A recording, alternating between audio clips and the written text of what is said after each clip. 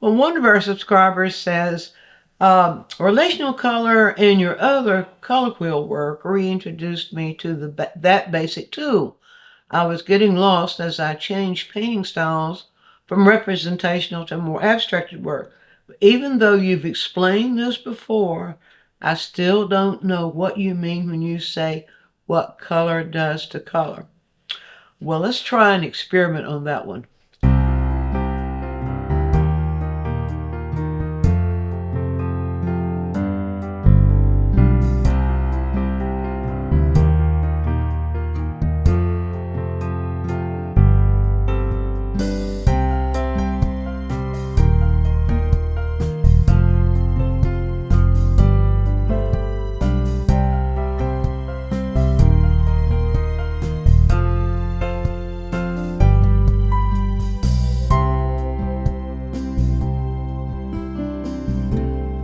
Well, you know, sometimes we can explain things to you until we're blue in the face, and you won't understand it until you see it for yourself.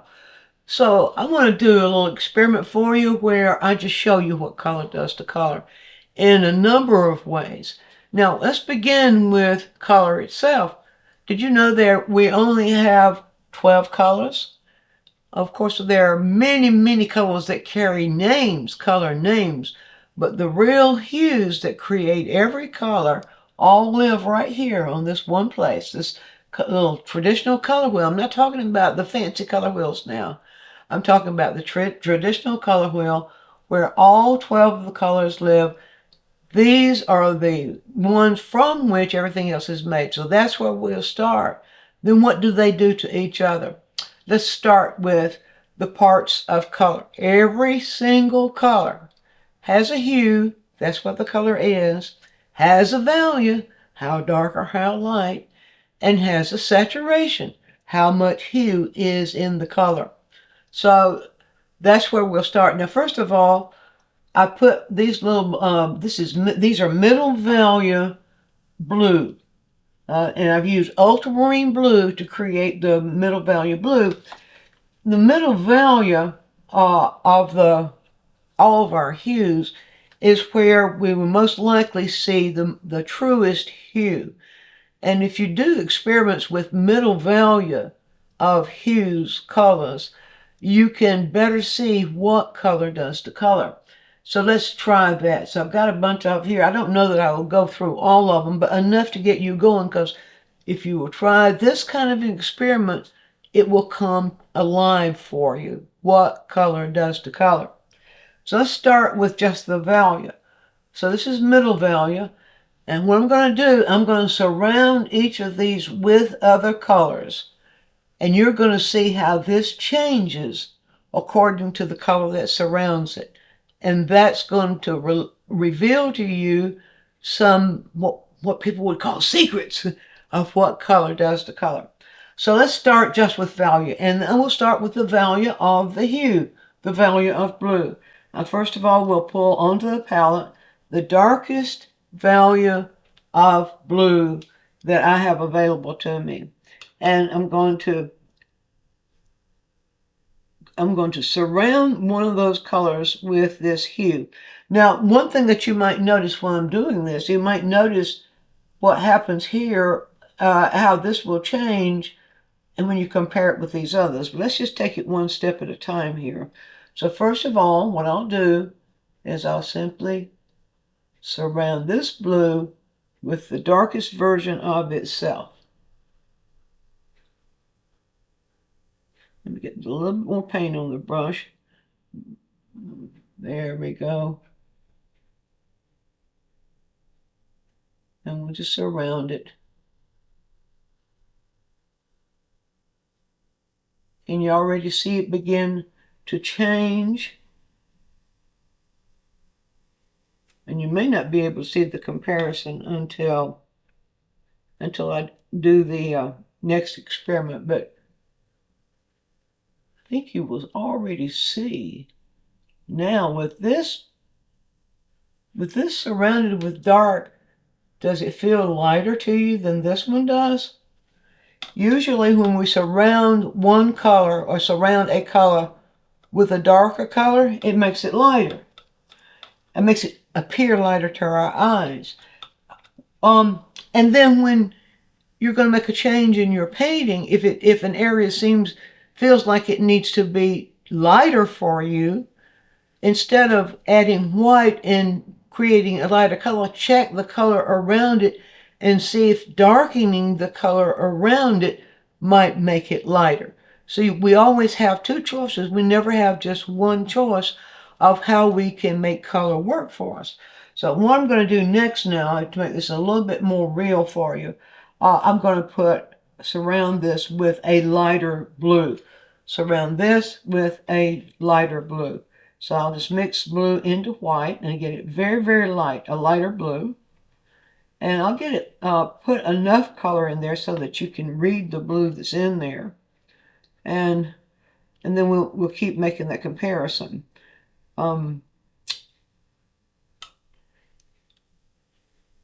Have to add a little bit of medium to this paint. It's a little stiff today. Okay, now let's surround that with the light blue and watch the comparison between what happens here and here. Of course, we've already got it surrounded with white.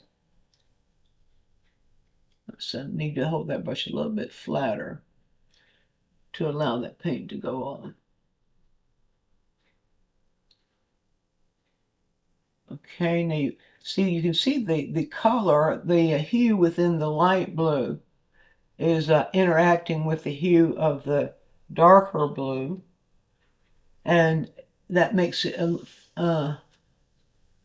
feel a little bit, or it makes it a little bit more functional, makes the experiment work a little bit more. I've got to cover all that one.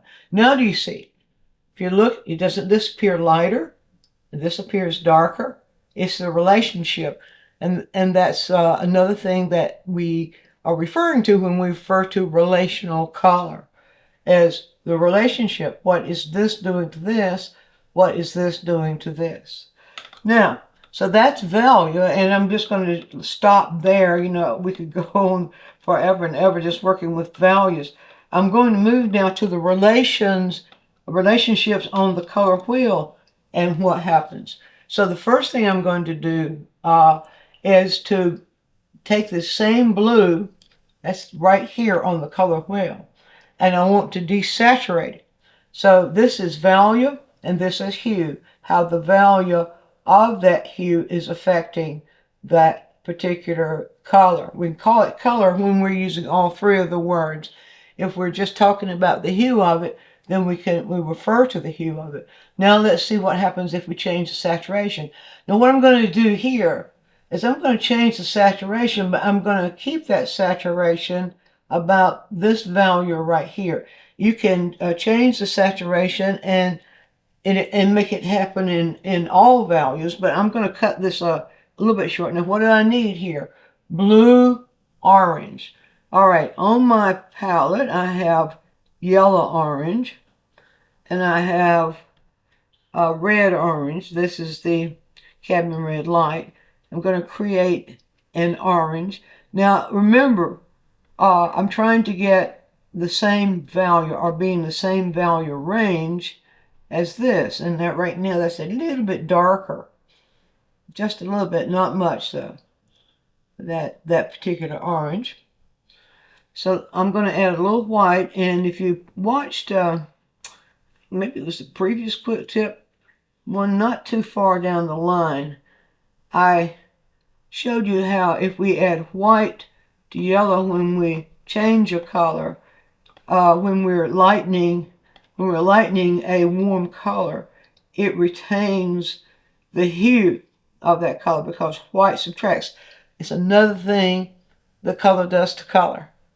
When we're adding color into color, when we're adding white, well, it's not really a color, but we keep referring to it as color. When we add white into another color, what does it do to it? That's what color does to color. And that's the question the person asked. What do I mean when I say what color does to color? All right, now I've got that pretty close. So what we're going to do there now, let's loosen that up a little bit. What we're going to do now is we're going to surround that next piece of blue, middle value blue. And the middle value, and it's really a relatively high saturation of blue. The white does cut the saturation down just a bit, not very much, but just a bit. And so, but when we raise the value of blue using white, uh, the saturation remains relatively high. I see that blue is still wet, so I'm picking up some of it there, but it should work. Now watch what's happening to the blue when I surround it with the orange. This orange is leaning a little bit more towards yellow orange, but it's got enough orange in it that it should do the job. Let's pull that down, pull all that white in. Now do you see how it's emphasizing the blue? Doesn't this blue look bluer than this blue when you look at them? And now you begin to see, you see these three now are looking different from each other because of the color that's surrounding them. It's very, very subtle. Don't try to make yourself see it. Just close your eyes and then open your eyes and look at the whole arrangement there, and you will see. And now what I want to do there next is I'm going to change the saturation of blue by adding the yellow into it, the orange into it. So I'll just pull this right over here, and I'm going to change that saturation. And what I want, and I see that does have a little yellow in it still, so I'll just add a little bit of red back in. There we go. Let that me. I'm going to need more blue. That always happens when I get in a hurry. All right, you see how that saturated when I add, that's another thing that color does to color. I added just a little bit of that really, really highly saturated red and a strong tinted strength of red. I added just a little bit of that into there, and that turned that, because it's so highly, high tinting strength and highly saturated, it leaned that more towards the orange. I want it leaning more towards the blue. So what I'm going to do here is now make myself another pile of light blue. Always value adjust. Always have your values pretty much in the same value range. And here it is right in here. There is a low saturated blue right there. Almost gray. Maybe leaning a little bit still towards that green, but I think it's going to work. I think it's going to do the job. So let's try some of that now. I'm going to use this other brush. All right, now what I'm going to do there, so that you can see the comparison, is I'm going to come right down here.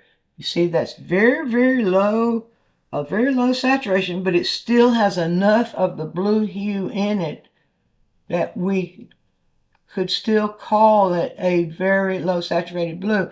Now what you're seeing here is what I mean when I say desaturation or low saturation has less hue in it than a high saturation, but it's still the same hue.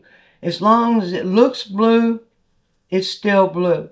When it reaches that point where you see no blue in it anymore, at that point it is neutral, totally neutral. But it's not total, it's neutralized at this point when you can still see it as blue. But if you will notice, this blue now is getting bluer. Can you see that? And just a little bit more. Work just a little bit more of the hue in there so that you can get all that white out, so you can see this blue looks even bluer. Another thing that color does to color. Okay, in my fancy experiment, I'm picking up some of that other color above there. You see that? And that will influence it too, but that's all right. All right. Now, can you see? You see how this feels bluer now than this? And we see how this, it takes on a more blue because it's saturated by a neutral, surrounded by a neutral. And can look here, so this one even seems even bluer surrounded by the complement. So the desaturation, when you put a desaturated color beside a saturated color, you emphasize the saturated color. Opposites emphasize each other. Now let's try two more pieces here, at least two more pieces, and look at over at the colors that are akin to each other. We have neighbors on the color wheel, and we call those analogous colors. Now, the closest neighbors are just like your first cousins, or you might even say your siblings. The closest neighbors are like your siblings.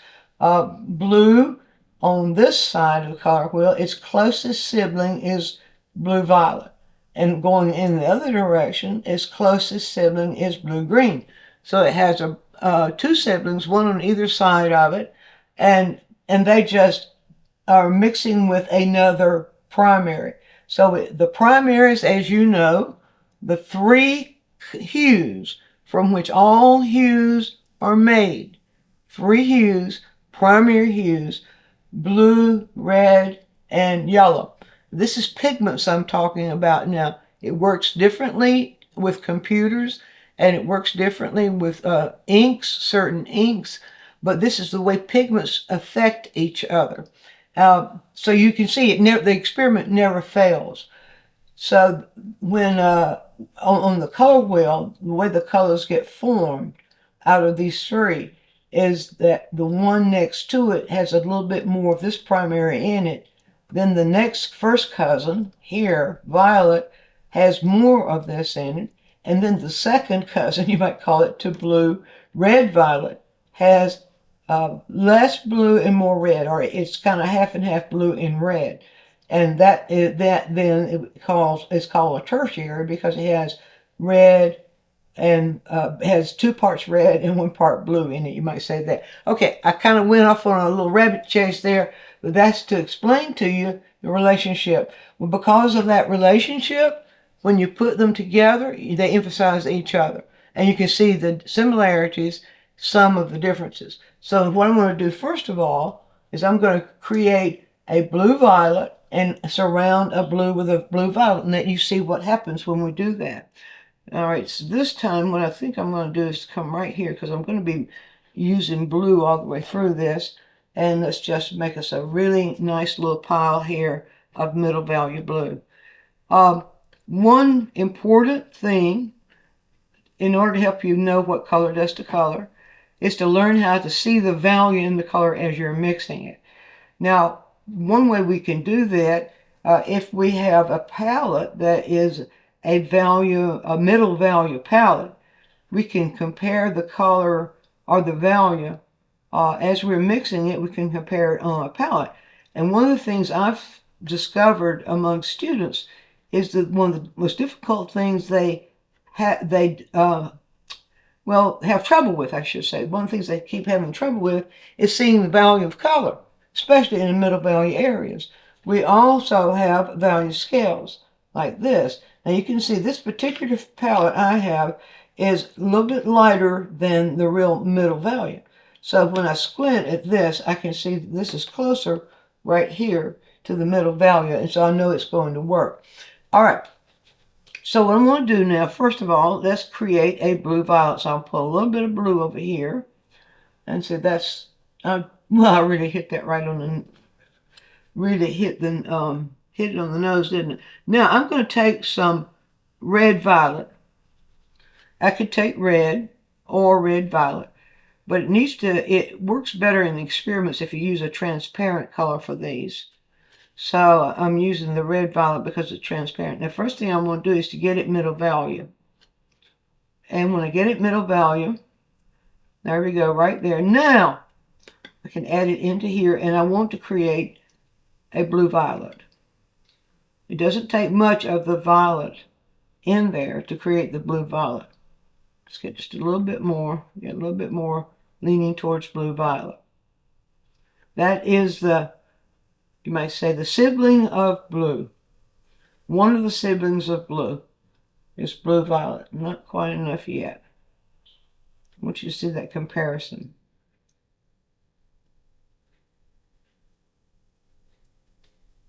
There is another thing that I want to point out to you too about how color behaves, what color does to color. And that is that as color moves around the wheel, it doesn't move in increments like it is here. It moves gradually. So blue gradually becomes blue-violet. Blue-violet gradually becomes violet. And we have that continuum of colors to work with when we're working with color. And that's what you just saw right there, that it was gradually becoming more blue-violet. So let's put just a little bit of violet or blue-violet around one of these. And I'm going to put a little bit of blue-green around one and let you see, keeping it at the same value, that you see what it does to that blue, how it changes the blue very slightly. And you see by in surrounding it with blue-violet, we emphasize the blue. You see the blue coming out of there? We emphasize the blue in yet another way. Now, oh boy, you can see I got those right on the nose as far as value goes. Now do you see at the same value how this blue-violet is emphasizing the blue? So the blue is being emphasized in a number of ways already according to what we're surrounding it with. And in the sake of time, I'm going to surround only one other, and that is with the cousin, with the analogous, I should say the sibling, because that's the kind of language I started using. I'm going to surround it now with blue-green. Now, the blue-green I favor is the Viridian made by Rembrandt, because it's a transparent and very, very deep blue-green. And it doesn't have that awfully high tinting strength that phthalo green has. Phthalo green is also a blue-green. It is so strong in tinting strength, though, it's very difficult to work with. And so that's the reason I prefer this blue-green. Now, see, all right, so if you squint, those are pretty much in the same value range. Now let's surround that little bit of that little area of blue with blue-green, and then you will see 6 examples of how we can use color, or what color does to color. Just 6 examples. And this is 6 out of dozens. So the blue-green, I believe I made that just a little too light. Can you see that? I want it to be closer in value. I made that just a little bit too light. So let's do that again. Get a little bit more of that Viridian in there. And let's see. Now that's closer. Now the blue-green has yellow in it, which is what's causing it to be blue-green. It has a little bit of yellow in it, but not enough to make it totally green. It's only blue-green. And what's interesting is how the color with the yellow in it influences blue, or what it does to blue compared with the color with violet in it. You can see the blue-green feels brighter. All these are at a relatively high intensity at their middle value. Watch it. See how it's enhancing that blue? See, you begin to see them kind of pop against each other. So the blue-green at its highest intensity now enhances, makes the blue begin to feel a little bit violet. Can you see that? It does sort of force the red out of the blue. Now, one thing I might emphasize is that ultramarine blue that we have right here leans a little bit towards violet. Cobalt blue doesn't. Cobalt blue is really the most true blue hue. The whole cobalt blue doesn't go as dark as ultramarine blue does. But isn't that interesting? Now you see how the yellow that's in the blue-green, this is what's happening visually. In the blue-green, the yellow that's in the blue-green is pulling out that violet that's in the ultramarine blue. And we see, look at the difference between this and this now. You see that? And then what's happening over here is that the red, when we're moving on to the other side, onto the red violet, the red that's in the red violet is not interacting in the same way because red is a part of red violet, and so it's sort of just it's enhancing the blue and really making it look a little bit bluer. Whereas here is the yellow is interacting with the blue in our eyes and making that look a little bit more towards violet. So now there are 6 examples of what color can do to color. You can do exercises for yourself where you're doing this very same thing and going around the color wheel and doing just those 6 things that I did right there. Going around the color wheel where you start with blue. Replicate what I just did here. Remember, first of all, the darkest value and the lightest value, surrounding the same color. Well, first of all, you mix a color, a middle value of whatever hue you're working with, make several little spots of it like I've done here. Surround the first one with the darkest value of that hue. Then surround the second one with the lightest value or a very, very light value of that hue. And compare. See how this makes it look lighter? This makes it look darker. And then compare or surround it with its complement or something akin to its complement, and you'll see that changes it and makes it feel more blue. Surround it then, or right here, surround it with a saturated version of itself. Surround it with its neighboring or analogous color on one side and its analogous color on the other side. And remember, these 3 right here, 1, 2, 3, 4, we're keeping, well, no, these 3, we're keeping them pretty much the same value. Here we are really emphasizing the value. That's the purpose here. But with the others, we're keeping them pretty much the same value. So you can see now, hue, saturation, value, they all play together, and depending on which one's being emphasized, when they're side by side, they're going to change each other. And I think you'll have fun with this one.